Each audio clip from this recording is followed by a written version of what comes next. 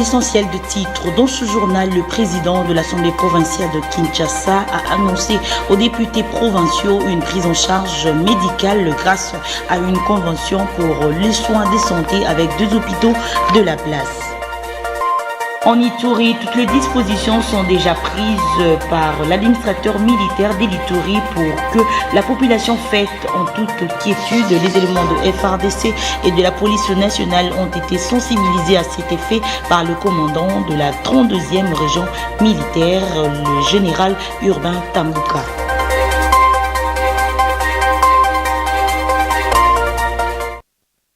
Bienvenue dans cette nouvelle édition du journal sur la chaîne de l'éducation.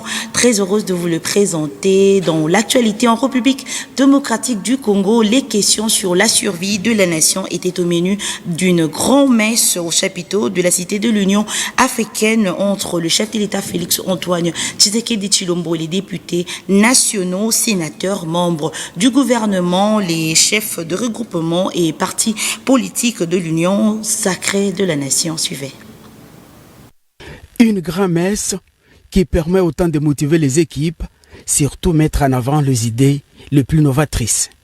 Députés nationaux, sénateurs, membres du gouvernement, les chefs des regroupements et partis politiques de l'Union sacrée étaient autour du président de la République, Antoine Félix Tshisekedi Tshilombo, au chapiteau de la Cité de l'Union africaine. Les chefs de l'État ont commencé par faire la restitution du processus de Luanda, dont le président rwandais avait prié par son absence. Pour le président Tshisekedi, la RDC reste intransigeante à la discussion avec le M23 et tous les moyens seront mis en œuvre pour récupérer toutes les localités sous contrôle du M23 soutenues par le Rwanda. D'où l'appel à l'unisson pour sauver Congo-Kinshasa.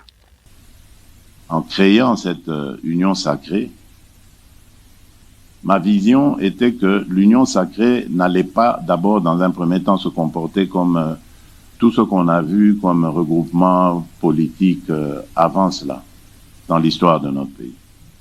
Je voulais qu'on se distingue, que nous ayons une attitude différente de ce qu'on a toujours vu ici. Une attitude altruiste, tournée vers l'intérêt d'abord de notre peuple. Moi, j'avais mis toute mon énergie, et vous le savez, à créer cette union sacrée. J'ai pris des risques, vous le savez, parce que nous étions dans une coalition. Et lorsque j'ai vu que cette coalition me tirait vers le bas et ne me permettait pas de servir mon pays comme je l'entendais, j'ai donc lancé un appel à mes compatriotes, appel auquel vous avez tous répondu. Mais moi, je ne lançais pas un appel au partage des privilèges. Je lançais un appel à construire ensemble ce pays. La plus haute autorité politique de l'Union sacrée a demandé à tous de se doter d'une nouvelle mentalité afin de répondre aux attentes du peuple. Félix Antoine Tshisekedi a appelé à bannir les antivaleurs et à se réengager aux valeurs pour lesquelles l'Union sacrée a été créée, à savoir le peuple d'abord. Les 2 chambres du Parlement réunies en congrès ont désigné le professeur Kaindo Nguru Aristide, juge à la Cour constitutionnelle pour le compte du Parlement. Suivez ce commentaire. Au cours de ces congrès convoqués conformément aux articles 119, 120 et 121 de la Constitution, il était question pour l'Assemblée nationale et le Sénat de procéder à la désignation d'un nouveau juge de la Cour constitutionnelle en remplacement du juge Joacine Dansongo, arrivé en fin mandat après 9 ans de service. C'est le professeur Kaindo Nguru Aristide, candidat unique à ce poste, qui a été désigné juge de la Cour constitutionnelle avec 32 voix pour, 0 contre et 2 abstentions. À la lecture du rapport de la commission spéciale Assemblée nationale Sénat, le Congrès a entériné ce choix à l'unanimité. Vous venez de suivre la lecture du rapport de cette commission spéciale. Il en ressort que M. Kaindo Nguru Aristide est retenu comme candidat juge à la Cour constitutionnelle pour le compte du Parlement. Nous allons adopter ce rapport. Qui sont pour son adoption? Qui sont contre? Qui s'abstiennent? La majorité est pour. Ce rapport est adopté. En conséquence, l'Assemblée plénière du Congrès désigne M. Kaindo Nguru Aristide en qualité de membre de la Cour constitutionnelle en remplacement du juge Wasenda Songo Cornet. Voici devant vous donc M. Kaindo Nguru Aristide que nous venons de désigner comme nouveau membre de la Cour constitutionnelle. Au nom de l'Assemblée plénière du Congrès et en celui du Bureau, je lui présente mes sincères félicitations. Je lui souhaite un fructueux mandat en attendant sa nomination par ordonnance du président de la République et je vous demande de l'acclamer. Âgé de 50 ans, le juge Kaindo Nguru Aristide est professeur en droit à l'Université libre des pays des Grands Lacs. Il est chercheur avéré sur plusieurs questions légales. Son élection porte à 3 le nombre des juges issus du quota du Parlement, comme l'exige l'article 158 de la Constitution. Rappelons que 9 juges de la Cour constitutionnelle avaient prêté serment devant le président de la République le 4 avril 2015 pour un mandat de 9 ans non renouvelable tel que prévu dans l'article 6 alinéa premier de la loi portant organisation et fonctionnement de la Cour constitutionnelle. Le week-end dernier, la première ministre Judith Suminwa était en visite de courtoisie à Kamba, dans la province du Congo central. Julia Mombas, ce reportage. L'avion de la chef du gouvernement congolais s'est posé sur le sol de l'aéroport Papa Simon Kimbangu dans la cité Ngungu à Kibanda autour de 12h30. À sa descente d'avion, celle que l'on surnomme ici Mama Kimpavita a été accueillie par le vice-gouverneur de province, le président de l'Assemblée provinciale, le membre du cabinet du chef spirituel de l'église kimbanguiste, les élus provinciaux et nationaux. Heureux de voir pour la première fois la chef du gouvernement frôler les sols bénis du village natal du prophète. Les fidèles kimbanguistes ont entonné des chants au rythme de la fanfare pour remercier le Seigneur qui a permis cet instant. Fille de l'Église universelle, Judith Suminwa a eu un entretien en privé avec le chef spirituel des kimbanguistes, Simon Kimbangu Kiangani. Content de recevoir cet hôte de marque sur ses terres, au nom de tous ses fidèles, ce dernier a notamment souhaité la bienvenue à la première ministre à la Cité Sainte. Aujourd'hui, je suis heureuse d'être parmi vous. J'ai vu cet accueil et vraiment, ba papa, ba maman, ba ndeko, eza esengo makasi pona biso. Esengo monene, naye na mboka ya ba koko na ngai, naye lelo sur la terre sainte de Nkamba en tant que première ministre, première femme, première ministre ressortissante de cette terre. Et c'est vraiment un honneur et une fierté pour moi. Je vous remercie. L'arrivée de la chef du gouvernement en Kamba est une preuve de considération pour l'église kimbanguiste et ses fidèles. Cette visite de la première ministre, qui était très attendue, est également perçue comme un signe de renforcement de liens séculaires entre l'État et l'église kimbanguiste. Fondée en 1921 par le prophète Simon Kimbangu, l'église kimbanguiste joue un rôle essentiel dans la vie religieuse et sociale du pays. Je l'ai annoncé tout à l'heure dans le titre, le président de l'Assemblée provinciale de Kinshasa a annoncé aux députés provinciaux une prise en charge médicale grâce à une convention pour le soin de santé avec 2 hôpitaux de la place. Je vous laisse suivre Lévi Mbouta dans cet extrait choisi par Ginelle Pezo. Annonce aux honorables députés provinciaux de Kinshasa au nom du bureau et au personnel politique et administratif que l'Assemblée provinciale de Kinshasa vient de signer à ce jour une convention médicale avec le Centre de santé d'excellence pour la prise en charge des soins médicaux du personnel administratif et politique, ainsi qu'avec le Centre de santé SEMCA pour les honorables députés provinciaux élus de la ville-province de Kinshasa. À dater de ces jours, tous les cas relatifs aux soins de santé seront orientés dans ces 2 centres partenaires. Ceci est bel et bien une innovation qui n'a jamais existé dans l'Assemblée provinciale de Kinshasa. Le grand retour aux affaires politiques dans son fief de la Tchangou, le conseiller Pichu Bidingui a communié avec les femmes veuves de cette circonscription le week-end dernier dans le cadre de la célébration des festivités de la Noël et du Nouvel An. Naomi Kataku et Fanny Chiswaka.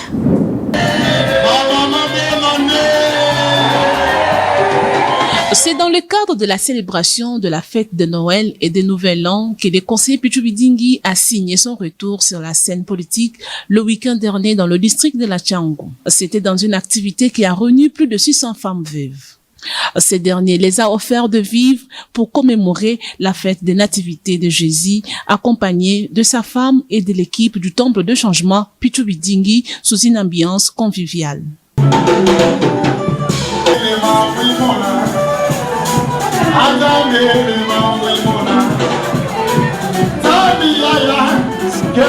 Prenant la parole, le conseiller Pichu Bidingui a réitéré sa reconnaissance à toutes ces femmes de leur amour et soutien du choix porté sur sa personne lors des élections du 20 décembre 2023. Eza penza joie immense pour Nabiso, kokutana isuna ba mama na biso ve.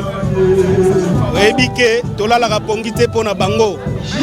Nous allons toujours na combat. Après avoir traversé une période difficile, nous reprenons les activités. Na ba mama ve, na bisika nyonso, tokozonga na ba base nyonso ngulo yo, pour expliquer bango, to mobiliser davantage, to kendeli biso. Pichu Bidingui a invité sa base à une mobilisation générale de serrer le ceinture car le combat vient de commencer.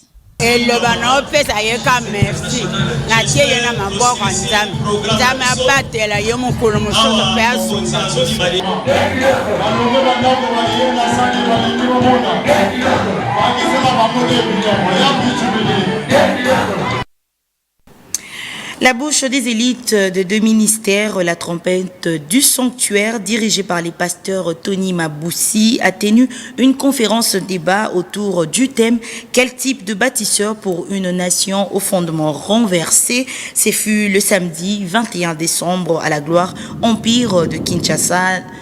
Agathe Medi, Fanny Chiswaka.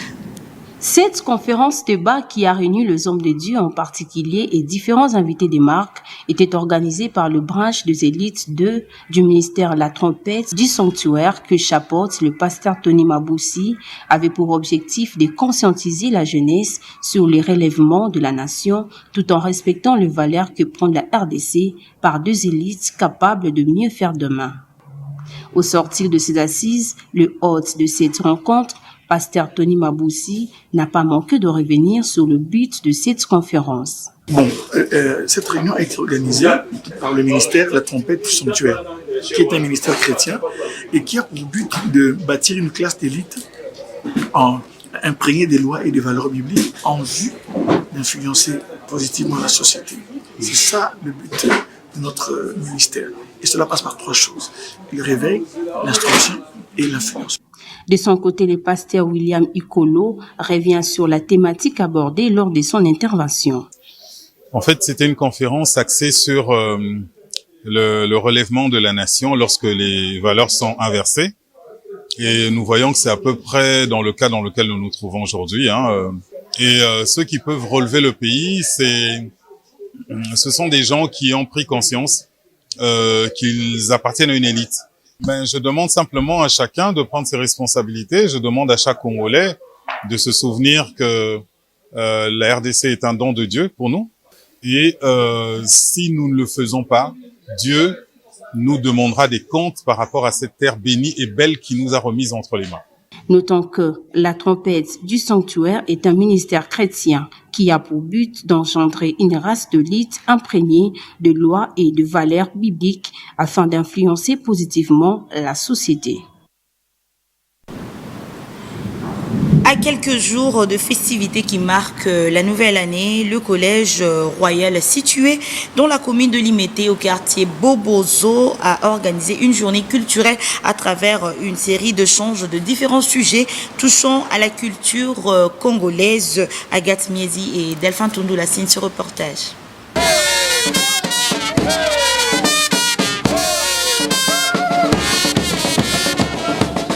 Célébration riche en activités poétiques, culturelles, aussi de chants, et danse animée par les élèves de la maternelle, primaire et secondaire du Collège Royal à travers de différentes scénettes.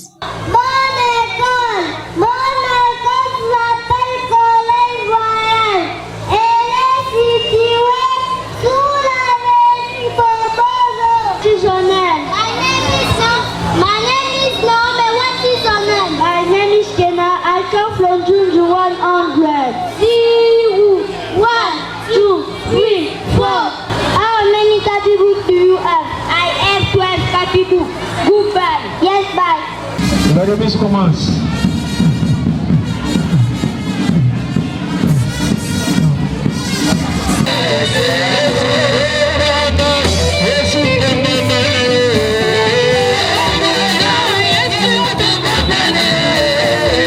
Remis de joie de ces moments forts passés avec le personnel du Collège Royal, les élèves ainsi que les parents, le promoteur Jean Velleté n'a pas manqué des mots.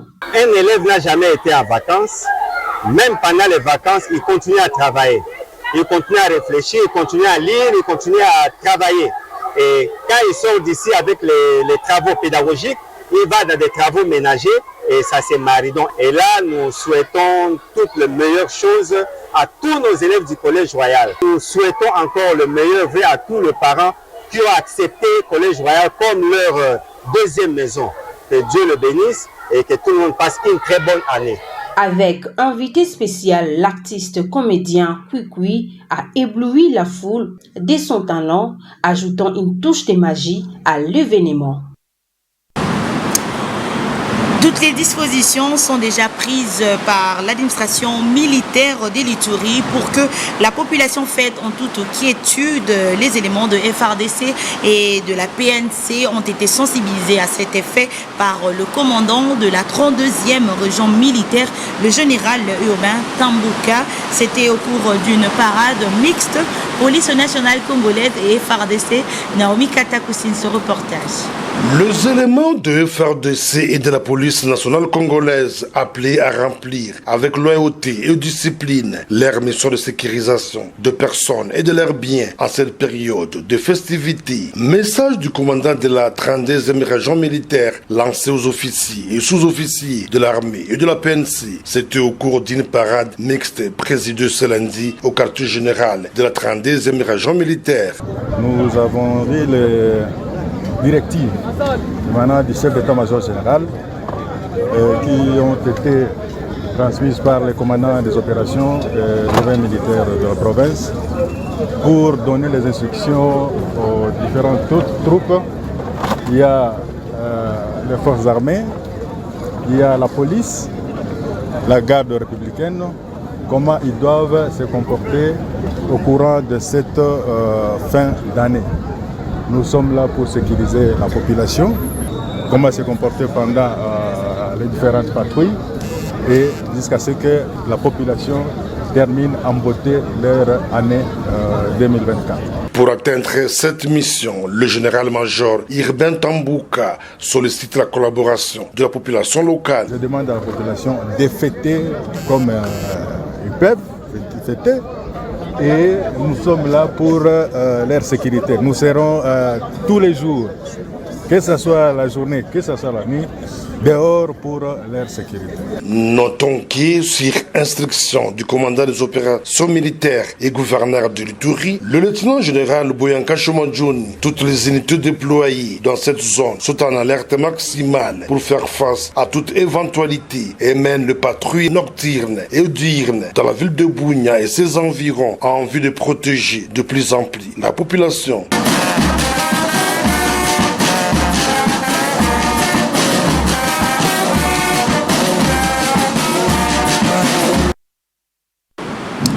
Avant de boucler cette édition du journal en société, les usagers du boulevard Lumumba au niveau de l'arrêt quartier 3 à Massina attirent l'attention des autorités sur la progression des immondices dans ce coin de la capitale. Le constat est fait par nos stagiaires de l'UNICIC.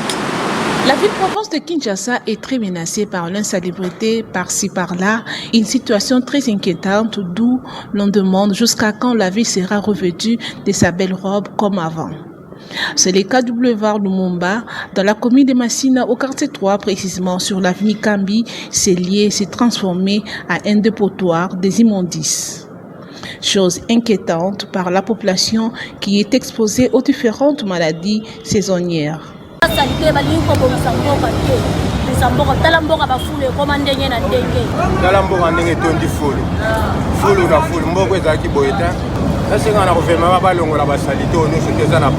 À l'autorité provinciale de faire en sorte d'assainir ces lieux qui risquent de causer beaucoup de problèmes à la population de ce coin. Et pour boucler cette édition du journal en sport, 11e journée du championnat national Illico Cash dimanche au stade de Martyr, la DSMP a battu l'OC Renaissance du Congo sur un score de 2-1. Roméo Jérimamba signe ce reportage. C'est Mambembe qui travaille cette balle. Quelle intervention magistrale de ses gardiens, Kadima Hugo.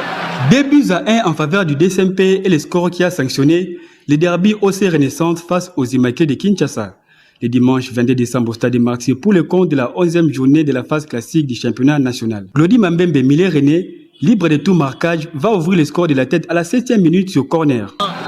Kadima Hugo, le centre à suivre et la tête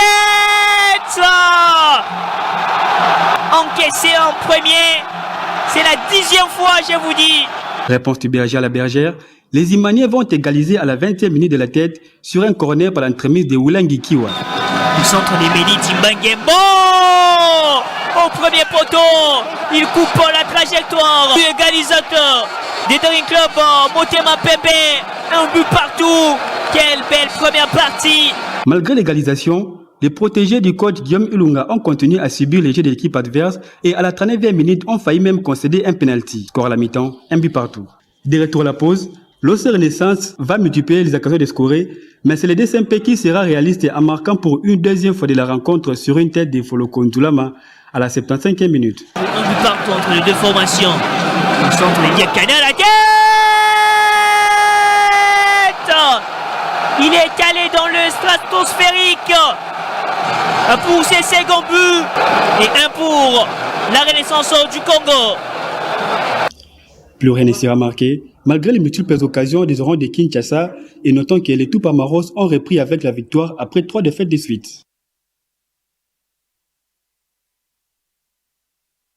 C'est par cet élément que nous mettons un terme à cette grande édition du journal, mais avant de nous quitter, suivez les rappels de principaux titres. Au revoir. Vous avez suivi dans ce journal, le président de l'Assemblée provinciale de Kinshasa a annoncé aux députés provinciaux une prise en charge médicale grâce à une convention pour le soin des santé avec 2 hôpitaux de la place et toutes les dispositions sont déjà prises par l'administration militaire d'Elituri pour que la population faite en toute quiétude. Les éléments de FRDC et de la police nationale congolaise ont été sensibilisés à cet effet par le commandant de la 32e région militaire, le général Urbain Tambouka.